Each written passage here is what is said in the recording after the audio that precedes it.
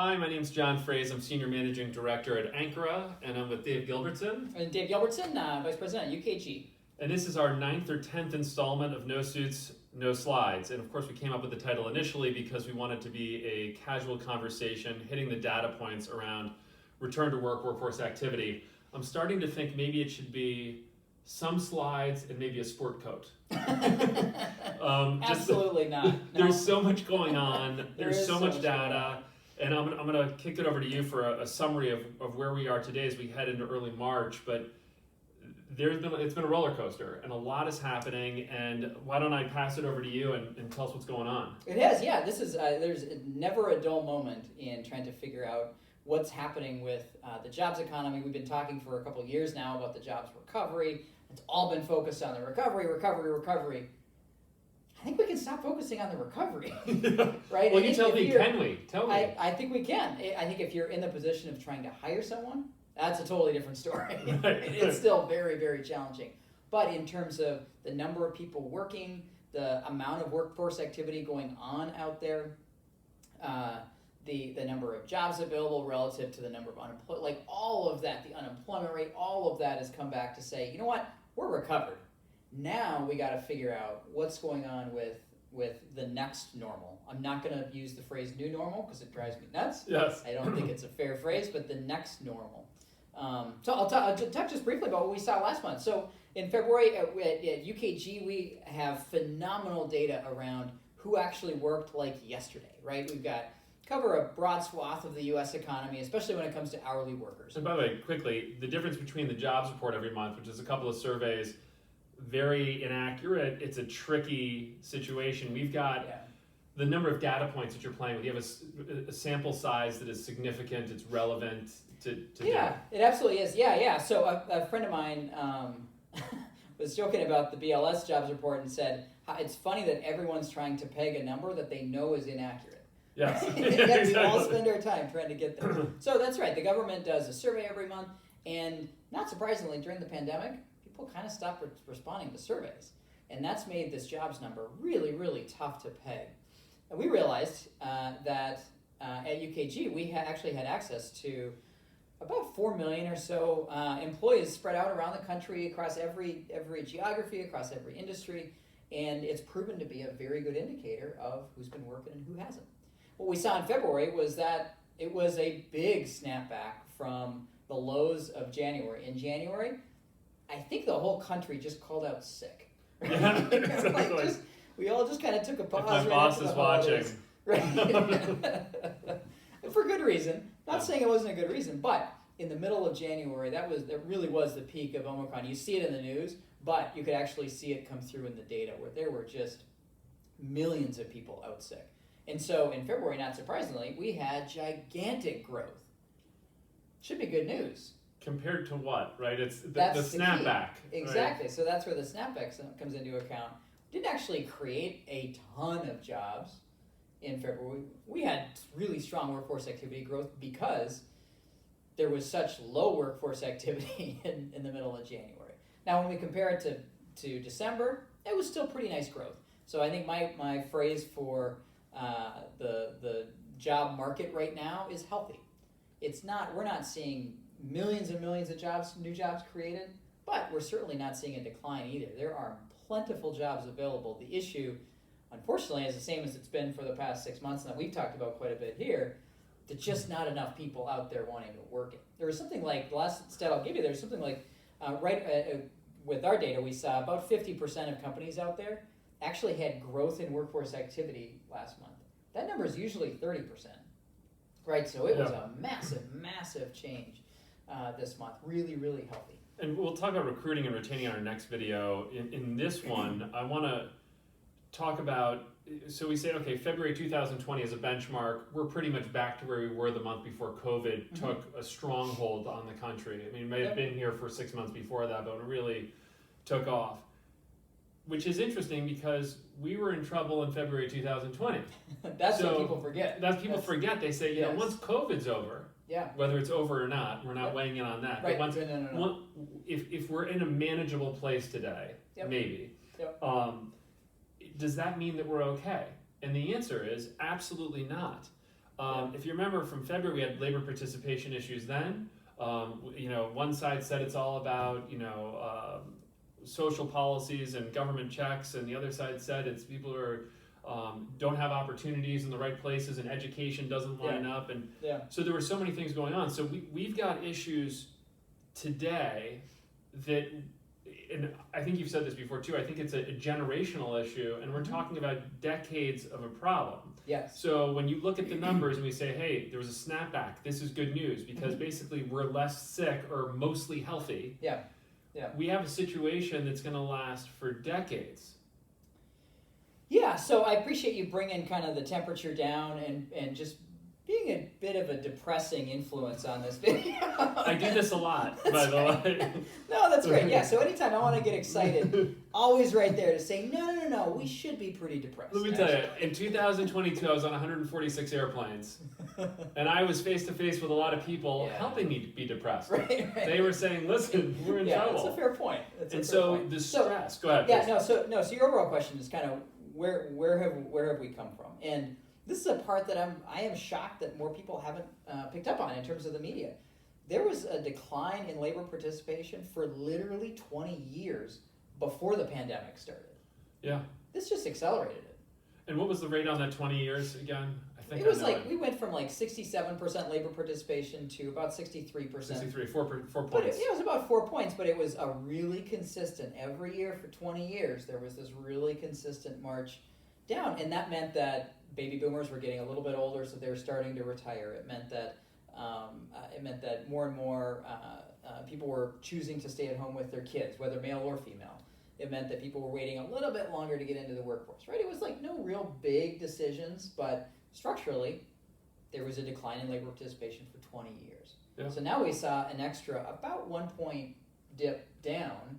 That feels like it's massive. If you're out there trying to hire right now, it feels like it's a massive dip. In the broader scheme of things, really wasn't that big of a dip, but it does, because it wasn't that big, it indicates we're going to be here for a while, right? This is going to be hard for a long time. It's going to be very hard, and what's interesting, and I don't want to stereotype, but you look at the demographics of where different people find work. And so it's people in their 20s have a certain tendency versus people in their 50s. Yep. Men versus women. What can you tell us about a demographic that you find interesting? Is there one that stands out? Men, women, ages, whatever, and why do we care about that? Yeah. So 2 things about the demographics. I just find I said only one. You're only allowed to have one. No, it doesn't matter. You may have 5. I'm going to take 2. I'm going to take 5. 2. So the 2 things are every single demographic decreased labor participation over the last 20 years, except for people 55 and over. Their labor participation actually increased. So what that meant is that the baby boomers that, sure, they were retiring, and there were a whole lot of them, but as a percentage, they're actually working a little bit later than their parents were. Got it. 20 years ago, right? Yep. So sure, as raw numbers, it's a high number. But as a percentage, people are working later and later into their life. So working more hours maybe to get to retirement effectively. But the stock market was making it easier, and there were things happening with people in the world I live in, which is mostly in manufacturing and supply chain. Yep. The people in their 50s and 60s are saying, I'd like to work 70 hours a week. I don't need days off. Give me all of it. Right. People in their 20s and 30s are saying, forget it. 32 hours is fine. Healthcare, okay. Yeah. Whatever. So number 1 was that. What's number 2? And then number 2 is during the pandemic, we saw an extra 15 to 20 years worth of labor participation declines in women aged 35 to 54. That's terrifying. Terrifying for so many reasons. That means those are future leaders that are not having the opportunity to lead. If they're making the choice to stay out of the labor force, whether it's staying home with their kids or just not finding the right job, that's one thing. But these are folks that are missing out on training in an environment where we all want women in particular to rise up and become the leaders of tomorrow. Yeah. This is devastating, right? That was the one segment that over the last 20 years had made very, very small declines in labor participation.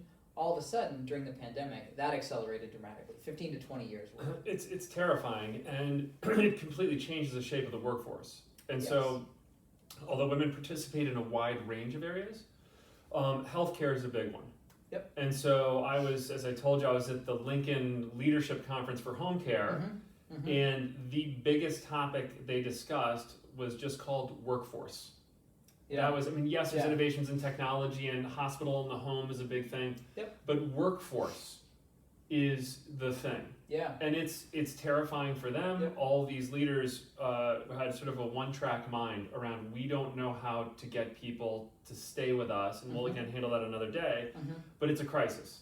It is. And it's when you think absolutely about that age group, I think about what we've called in the past, you and I both have, is the caring generation. Yeah. I don't just have children that I'm raising.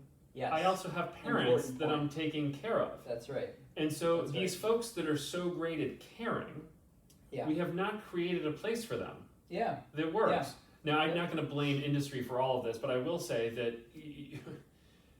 we can't take traditional labor strategies, shift schedules, work and pay policies, and say, just do it the way your parents did it. Right. When you're taking care of your parents and your children. It Yeah. doesn't work. There's a different flexibility, and it does not mean that these people are lazy. That's right. They just can't do it. Yeah, no, there's got to be, I haven't seen any of these studies, but I have to believe there's more stress in that generation of people today than there was 20 years ago, 30 years ago, 40 years ago. And it's because of this, they're not just taking care of their kids, they're taking care of their parents, and they're trying to balance work and cut out time for themselves at a time when, for the last 2 years at least, they haven't had any time alone. Yeah. Right? It's all converged on that generation. And man, do leaders have an obligation to take care of those employees in particular, come up with programs and structures to support their needs, which are so dramatically different than they were even 5 years ago. So for me, again, taking it back to not just manufacturing and supply chain, but healthcare and everywhere else, is companies are very good at saying, here's our labor strategy. In manufacturing, it's you work a 12-hour shift, it's a 7-day operation, you're on night shift. Right. Here's your schedule. That is your labor tactic. Or, it's in supply chain, I'm a lift truck operator at Amazon and I work whatever. Yep. What companies are failing to do is to say, we have to have more than one of these.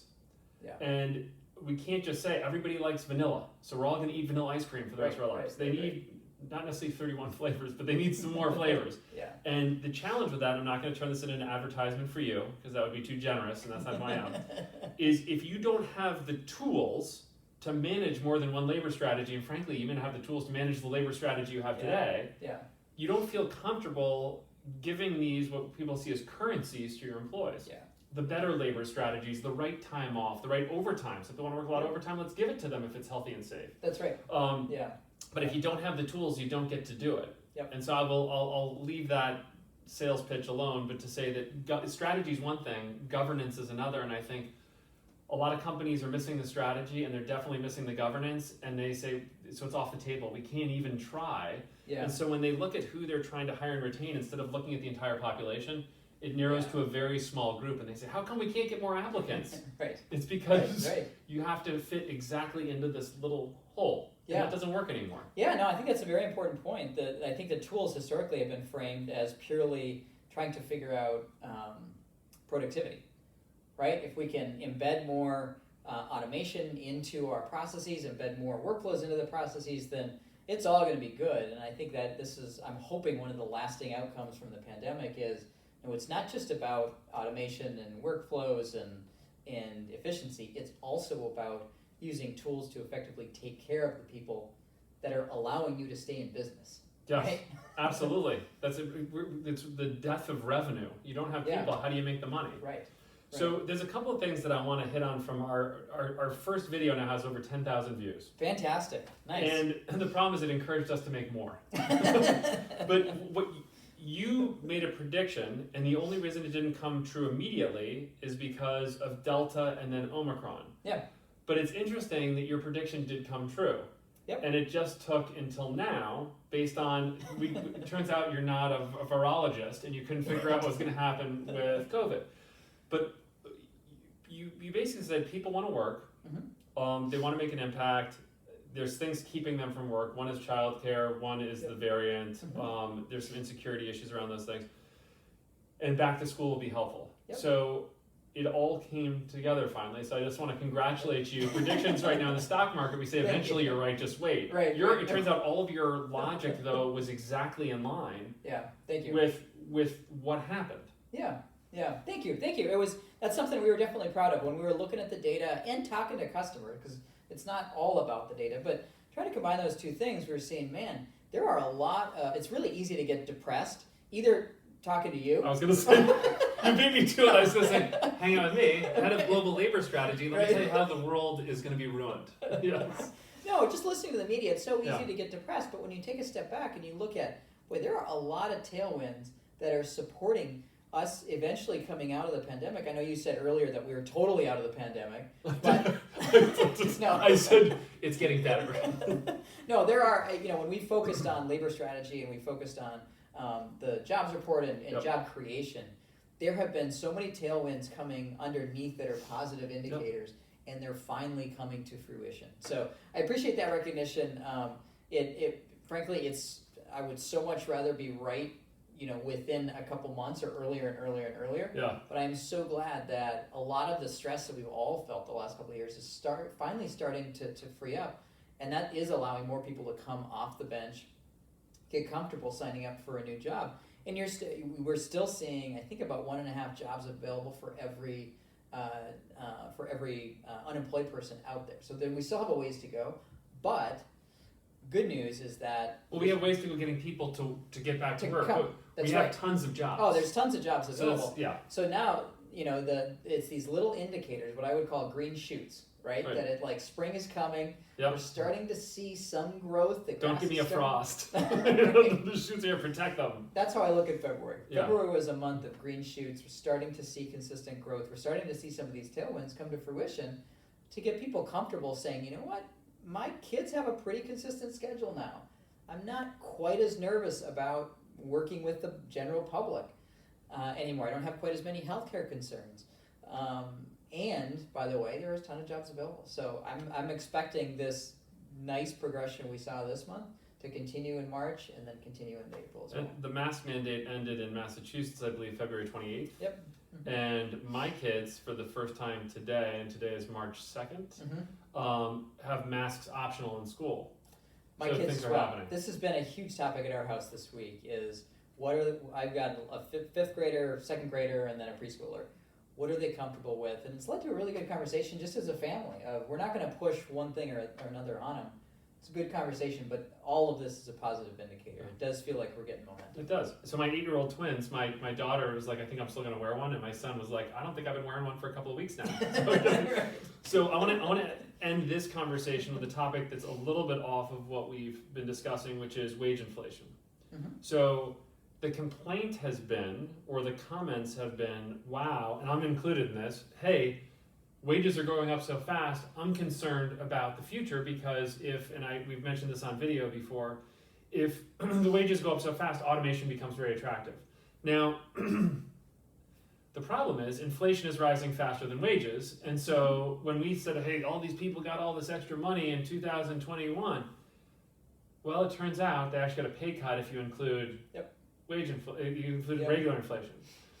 What do you think about this? Like, how do we get there, and how does it indicate prices? I was telling you about my complaints about restaurant food prices earlier. Right. But do you have any opinion on this? My main opinion is that wage growth is not enough, right? I think people were initially excited about what their starting salary was going to be, and that led to a lot of job hopping. It turns out that there were a lot of people leaving jobs in 2019, 2018 as well. Yep. So that's also a topic for another episode that I think has been overinflated. But it's been very clear that even though wage inflation has come out for hourly employees, that's a good thing for them. It hasn't been enough, to your point, to keep up with inflation. I think it reinforces for both employees and for companies that the grass isn't necessarily always greener. To just jump for a slight bump up in pay isn't always going to be the right call. You've got to think about what are my advancement opportunities where I'm at right now? I get $1 an hour My- more, but the culture's terrible. Yes, exactly. Or my manager's terrible. Yeah. Number one, people. It's the it's big a one. cliche, but people leave their manager. They don't leave their company. That's right. And I think it's absolutely true. I think it's going to be even more true going forward, where it's not just these big dollar signs in their eyes. A little bit more holistic in thinking about it, which I think is a good thing. Yeah, no, I think that this is going to be a continuing conversation It will for be. sure. Yeah. And we'll see what happens. But again, another episode in the books. All right. And That thank was you. fun. Yeah, thanks, man. Absolutely. Thank you.